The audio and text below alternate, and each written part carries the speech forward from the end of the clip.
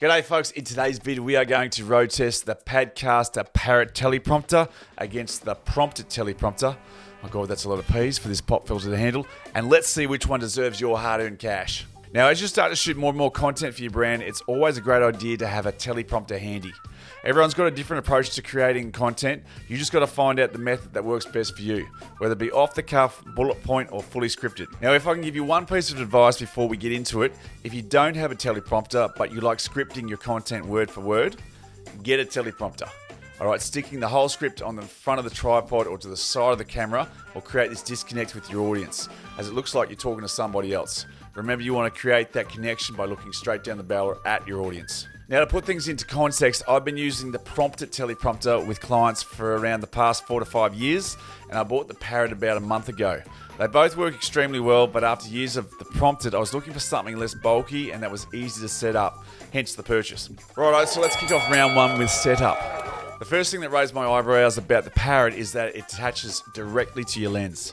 It has an assortment of mounting rings for almost any camera, which is a definitive thumbs up. To have a teleprompter that's an extension of your equipment just makes things easier on your production. The Prompted, on the other hand, requires a stand, which can be a pain in the butt to set up, as there's just more moving parts to deal with. Quick tip if you're new to teleprompters, and that's to lock the camera off first and be happy with your frame before you set your teleprompter up. I got a little creative a few years back and made my own rig, which meant the teleprompter would follow my tilt and pan motions, but I still found it a little clumsy to use and a bit time consuming to set up. The Prompted also comes with a black cloth which you drape around the camera to shut down the light so the text is readable. You often have to peg this back as it has a tendency to have a mind of its own. It can also creep into frame, which can be quite frustrating if you've just nailed your take and you have to reshoot. Parrot uses a smartphone while Prompted uses your iPad or tablet.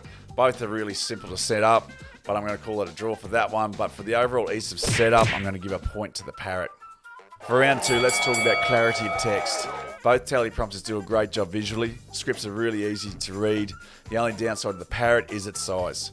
If your eyesight isn't fantastic, the smaller screen can be harder to read, so you're limited to how far away the teleprompter can be from you. This isn't a deal breaker, however, I'm going to give half marks to the Prompted for the simple fact that it's bigger and the distance between subject and camera can be greater. To follow on from our last round, we have lens choice and distance to subject. Now, this is dependent on whether you're a one-man band or you've got an assistant. In the case that you're a lone ranger, you want to have the teleprompter as close to yourself as possible, so you're not always having to get up all the time to start and stop it. So the closer you are, the wider your lens has to be. Most YouTubers are shooting on lenses ranging between 20 to 35 millimeter.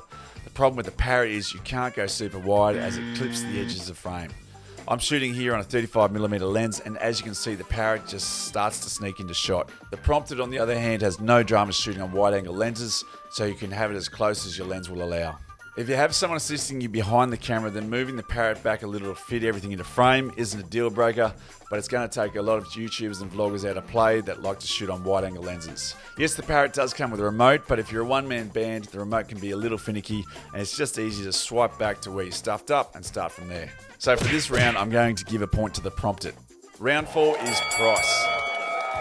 Now, the Parrot comes at $99 US, which is a real bargain if it fits all your requirements, and the Prompted comes in at around $210 US, which is also a great price, seeing that you could spend upwards of a couple of grand for teleprompters just only a few years ago. I'm going to give a point to each, as you can't really compare pricing. Obviously, the beam splitter glass is larger in the Prompted, and that's where a lot of the cost goes, but to get you started, they are both fantastic prices. So there you have it, in my opinion, and remember, this is just my opinion. The Prompted wins by half a point. Parrot would have won hands down if you could have used lenses wider than 35 millimeter. They say you get what you pay for, and for the extra couple of bucks, the Prompted is also a great price for what you get. Just as big a factor is the teleprompter app that you use. I use an app called Prompt Smart Pro, which is a voice recognition app. It seems to work on everyone's voice but mine, but is a great addition to your setup as you can go at your own pace. I hope this has given you a better understanding on what teleprompter would be a great addition to your content creation. So let us know what you think. Which teleprompter did it for you? And if you're already using one of the teleprompters, what's your experience been? Leave any comments below and we'll get back to you. If you want your videos to sparkle, then make sure to grab our free download in the description below, and don't forget to subscribe to our channel wherever you may be watching this video. We'll see you again for another one soon.